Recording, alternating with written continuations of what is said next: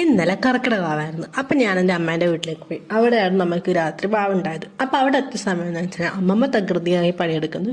രണ്ട് വാക്കുകൾ നോക്കിയിരുന്ന് വർത്തമാനം വരുന്ന കാഴ്ച കണ്ടത്. ഈറ്റിങ്ങൾ എന്തോ ആക്കട്ടെ എന്നുള്ള മൈൻഡ് തന്നെ അമ്മമ്മ ഓരോരോ ഫുഡും റെഡിയാക്കിക്കൊണ്ടിരിക്കും. അപ്പം അങ്ങനെ റെഡിയാക്കുന്ന സമയം സന്ധ്യ അപ്പോൾ ഞാൻ വിളക്കെത്തിക്കാൻ പോയി. വിളക്കൊക്കെ കത്തിച്ച് നാമമൊക്കെ ജപിച്ച് കഴിഞ്ഞ് ആ ടൈമുണ്ട് അമ്മമ്മ വിളിച്ചിട്ട് വരുന്നത്, വാ മോളെ ബിരിയാണിക്ക് ദമ്മിടാനൊന്ന് ദമ്മിട്ടിരുമോ എന്ന് വെച്ചു. ദമ്മിടാനാണ് ബെസ്റ്റ്. അപ്പം ഞാൻ വേഗം പോയിട്ട് അമ്മമ്മക്ക് ദമ്മൊക്കെ ഇട്ടുകൊടുത്ത് ആത്ത് വെക്കേണ്ട സാധനങ്ങൾ മൊത്തം എടുത്ത് ഇങ്ങനെ നിരത്തി ടേബിൾ മേൽ വെച്ച്. ആത്തൊക്കെ എന്തുണ്ടായെന്ന് വെച്ച് കഴിഞ്ഞാൽ നല്ല റിച്ച് ഫുഡായിരുന്നു. കൽത്തപ്പ ഉണ്ടായിരുന്നു, പേടി ഉണ്ടായിരുന്നു, പായസം 2-3 തരത്തിലുണ്ടായിരുന്നു, തൈര്, ചമ്മന്തി, അച്ചാറ്, വറവ്, ബിരിയാണി, പപ്പടം, സാദാച്ചോറ്, ചെമ്മീൻ കറി, പരിപ്പ് കറി എന്നിവ സാധനങ്ങൾ. ഇഷ്ടമുള്ള ബെല്ലക്കാപ്പി, അതും നല്ല നെയ്യിട്ടിട്ടുള്ള ബെല്ലക്കാപ്പി അതുകൊണ്ട്. പിന്നെ ആത്തൊക്കേണ്ട സമയം അപ്പം ഞാനിങ്ങനെ നമുക്ക് 2 റൂമില്ല, പടിയുണ്ടാവും തെക്കാവും, അങ്ങനെ 2 റൂമിൻ്റെ അകത്ത് ആത്തൊക്കെയാണ്. അപ്പം 2 റൂമിൻ്റെ അകത്ത് വിളക്കൊക്കെ കത്തിച്ച് കിണ്ടൊക്കെ കൊണ്ടുവച്ച് ഇലയൊക്കെ ഇട്ട് ഓരോരോ സാധനങ്ങളായിട്ട് പെറുക്കി വെക്കാൻ വേണ്ടി തുടങ്ങി. അങ്ങനെ ഓരോ സാധനങ്ങളും വെച്ച് ആത്തൊക്കെ ഐറ്റംസ് ഫുള്ള് റെഡിയാക്കി. പിന്നെ നമുക്കെന്ന് വെച്ചാൽ ഒരിലേൻ്റെ അകത്താണ് നമ്മൾ സാദാ ചോറ് വെച്ചിട്ട് പിന്നെ ബാക്കിയുള്ള ഇലയിനകത്തും ബിരിയാണി വെച്ചിട്ടുണ്ടായ.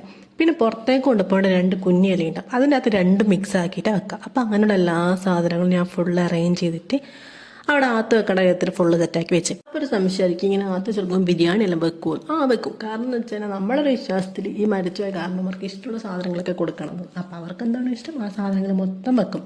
പിന്നെ ഇതെല്ലാം വെച്ചാൽ ലാസ്റ്റ് വെക്കുന്ന സാധനം പപ്പടം. ഈ പപ്പടം വെക്കുന്ന ഒരു കഥയുണ്ട്. കാരണം ഈ പപ്പടം വെച്ചാൽ അച്ഛനും മുത്തച്ഛനും വന്നിനോ എന്നുള്ള കാര്യം മനസ്സിലാവാത്തേ. അതെന്തെന്ന് വെച്ച് കഴിഞ്ഞാൽ ഈ നമ്മൾ ആത്തേച്ച് കൊടുത്തതിന് ശേഷം ആ ഇലയെടുത്ത് ഫുഡ് കഴിക്കുമല്ലോ. അപ്പോൾ അത് കഴിക്കുന്ന സമയം പപ്പടം പൊതിർന്നിട്ടുണ്ടെങ്കിൽ അച്ഛനും മുത്തച്ഛനും വന്നിട്ടുണ്ട്, ആ പപ്പടം പൊതിർന്നിട്ടില്ലെങ്കിൽ അച്ഛനും മുത്തച്ഛനും വന്നിട്ടില്ല. ഇങ്ങനെയാണ് നമുക്കൊക്കെ പറഞ്ഞിട്ടുണ്ടായത്. അപ്പോൾ ഇതേപോലത്തെ എന്തെങ്കിലും രസകരമായ കഥകൾ നിങ്ങൾക്ക് അറിയാം, നിങ്ങൾ കൂടി കമൻറ്റ് ചെയ്യട്ടോ.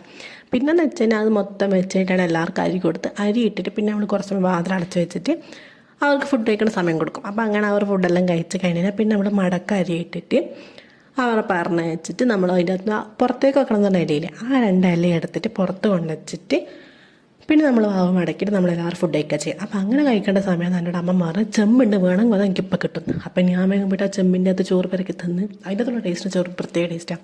അത് പിന്നെ ഏണ്ടിക്കെല്ലാം കൊടുത്ത് എല്ലാവരും കൂടി തിന്നതിന് ശേഷം ഞാൻ പിള്ളേരെല്ലാം വിളിച്ചിരുത്തിച്ച് ചോറ് കൊടുത്തു. അപ്പോൾ അതിൻ്റെ അകത്തുള്ള ഇല കിട്ടിയപ്പോൾ നമ്മൾ പപ്പടം പോതാൻ നോക്കണം. പപ്പടം പോതാന്നതിന് നാട്ടി എല്ലാവരും കൂടെ ചർച്ച ചെയ്ത് അച്ഛൻ വന്നുള്ള ചർച്ച. അത് കുറേ സമയം പപ്പടം വെച്ചാൽ പൊതുന്നുള്ള കാര്യം നമുക്ക് നന്നായിട്ട് അറിയാം. പക്ഷേ പണ്ടപ്പോൾ പറഞ്ഞൊരു കഥയുണ്ടല്ലോ, പപ്പടം പൊതിട്ടുണ്ടെങ്കിൽ അച്ഛച്ചമ്മ വരണം എന്നുള്ള കാര്യം. അപ്പോൾ ആ ഒരു കാര്യം മൈൻഡിലുള്ളതുകൊണ്ട് ഈ പപ്പടം പൊതിരുന്നത് ചോദിച്ചത് കുറേ സമയം വെച്ചിട്ടുള്ള കാര്യം ഉൾക്കൊള്ളാണെങ്കിൽ ഭയങ്കര മടിയാണ്. അതുകൊണ്ട് നമ്മൾ വിശ്വാസം നമ്മൾ അങ്ങനെ തന്നെ കൊണ്ടുപോകണം. നിങ്ങൾക്ക് ഇങ്ങനത്തെ എന്തെങ്കിലും കഥകളെല്ലാം അറിയാമെങ്കിൽ കമൻറ്റ് ചെയ്യട്ടോ. അപ്പോൾ ഓക്കെ, ബൈ.